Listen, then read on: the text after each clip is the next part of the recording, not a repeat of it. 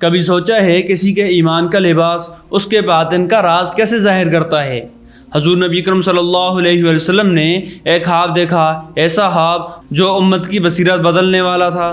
حضور نبی اکرم صلی اللہ علیہ وسلم فرماتے ہیں، میں سویا ہوا تھا، خواب میں لوگ میرے سامنے پیش کیے جا رہے تھے، ان کے جسم پر قمیصیں تھیں، کسی کی قمیض سینے تک، کسی کی اس سے بھی کم۔ ایک شخص نظر آیا، عمر بن خطاب رضی اللہ تعالیٰ عنہ، ان کے جسم پر ایسی قمیض تھی جو زمین تک گھسیٹ رہے تھے۔ صحابہ اکرام رضی اللہ تعالیٰ عنہ نے پوچھا، یا رسول اللہ صلی اللہ علیہ وآلہ وسلم، اس خواب کی تعبیر کیا ہے؟ آپ صلی اللہ علیہ وآلہ وسلم نے فرمایا، یہ دین ہے۔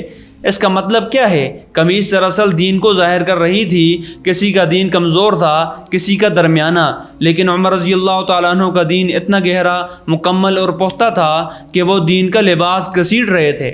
سوچنے کا مقام ہے، آج میرا اور آپ کا دین کیا صرف سینے تک محدود ہے، یا ہم نے اسے دل سے پہنا ہے، عمل سے، اخلاص سے، قربانی سے؟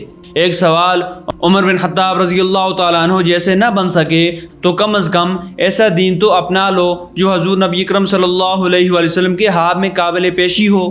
قرآن کریم میں اللہ رب العزت ارشاد فرماتے ہیں، بس سیدھا ہو جا جیسے تمہیں حکم دیا گیا ہے۔ آج اللہ کے نبی حضور نبی اکرم صلی اللہ علیہ وآلہ وسلم ہمیں بھی دیکھتے تو ہمارا دین کس لمبائی تک ہوتا؟ سینے تک، آدھا، یا بس نام کا؟